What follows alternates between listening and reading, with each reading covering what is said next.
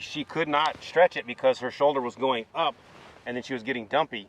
And then from here, on the normal one, the way we were talking to her about it is that she landed left. This created this dynamic stretch to then let that thing sling off you and around the corner.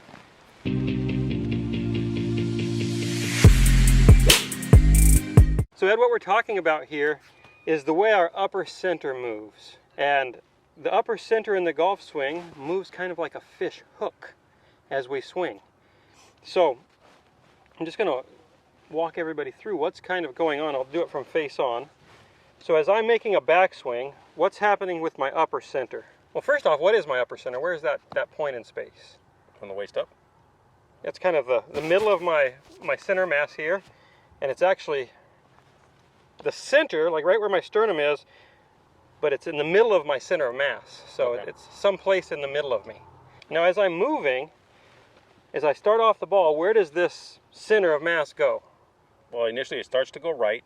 Okay. The legs create a braking mechanism which create rotation. Okay. You land left.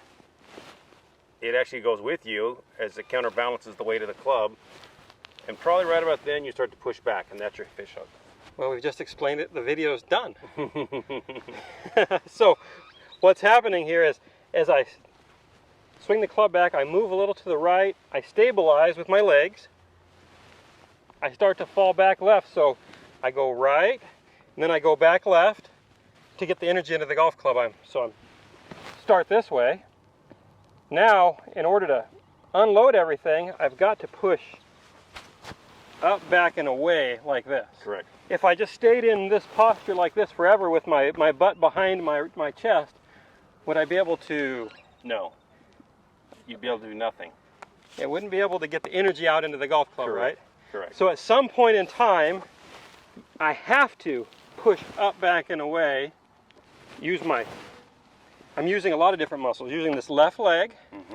I'm using the obliques up the left side, the lats most likely, like this, to create a spiral up the front side. Correct. And what's the effect that has on the golf club? Creates energy. Yes. And keeps it on plane. So I think it gets rid of the energy. Yeah. So we've created the energy here. We've got all this potential energy. Now I'm going to get rid of it. Right. Right? Mm-hmm. And it keeps the club on plane up the front side. We are going to use this ball to demonstrate or show kind of where my middle is going as I swing. So I'm going to go into my little rocking, trigger, turn, so you can see how this spiraled up this way. Now it comes down, and now it spirals around behind me. Mm-hmm. And you can see my head actually wanders a little forward in transition, and then pushes up and back through the bottom of the swing. The thing to note is that even though your upper center is moving back this way, the upper center is still not getting outside that lead hip. No, it's actually staying inside that lead hip so that when you land and now you push away this direction, it starts to fish hook this direction. Yes, it's inside of both hips. So on the backswing, it doesn't get outside of the right hip, and on the downswing, it doesn't get outside of the left hip, right? Correct. But it does one thing. It does get behind the lower center. So the lower center is the center of my pelvis. Correct. So it gets behind the lower center, and then it gets ahead of the lower center, and then it goes back behind the lower center again. Well, that's primarily because your lower half is only turning roughly, say, 45-ish maybe, and then this is at 90. Yep. So there has to be some catch-up. Uh-huh. So that only makes sense. Yep. And then in transition, when my pelvis starts to unwind me, my chest actually stays closed, relatively speaking. Mm-hmm. So let's say I make a 45-degree differential. That stays for a little bit. But then about P5-ish, so left arm parallel, now my chest starts to go. And it catches up, and it actually gets back ahead. And that's part of why we wind up with our upper center behind our lower center through the strike. Right. I've got a gears video here just to show you, using a couple of major champions, how their upper center moves relative to their lower center, how they actually get their chest a little off the ball, farther than their pelvis in the backswing, as Ed said, because it turns more, and then it gets back slightly in front or right on top of the pelvis in the transition. So when their hips are square, their chest is actually slightly forward of their pelvis, and then it works backward again. And that's how they get all the energy out into that golf club for maximum speed.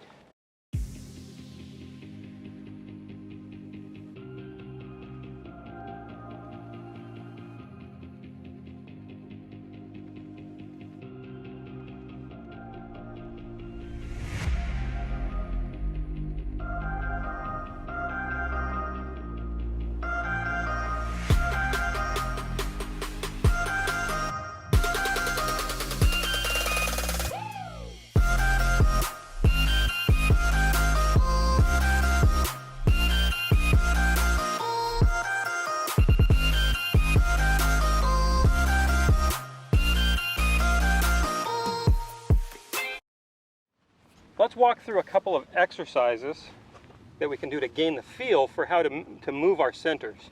I would say the first exercise would just be to start to add some flow into your motion and feel how you shift off the ball and how you land back to the left with your chest still a little closed, but your knees back more or less square with flex in them. If we can do that, now we're starting to get ourselves stacked up correctly so we can use the force to fish hook the upper center correctly. Correct. Yeah, exactly. And so I'm a big fan of feeling how to float into transition here and land properly, because most people are going to have a tendency to go this way right away in the downswing. Yeah, it's funny because we just gave a lesson to a student about that exact same thing. And not just a student, a tour player student. A tour player student. The other thing is that because as the student got to the top, go to the top please. In transition, he created this stretch. As he lands left, it creates this stretch. She could not stretch it because her shoulder was going up and then she was getting dumpy. And then from here, on the normal one, the way we were talking to her about it is that she landed left, this created this dynamic stretch to then let that thing sling off you and around the corner. And so for her, it felt like this shoulder had to get closer to this hip in the transition. Exactly. Which gets the chest back on top of the pelvis or even slightly in front of it. Right. And then you can get the energy to spit out properly, where if you go this way, the energy is spitting out back here, not through the ball. Correct. Exactly. And that was the key for her. Even though she felt as if this was getting closer in transition, it really wasn't. It was just staying level, offsetting her desire to do this. Yeah. It was actually staying level, and then she could turn it around the corner.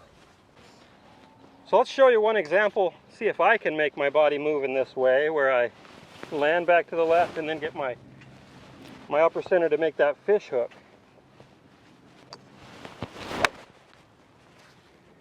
I think I did okay.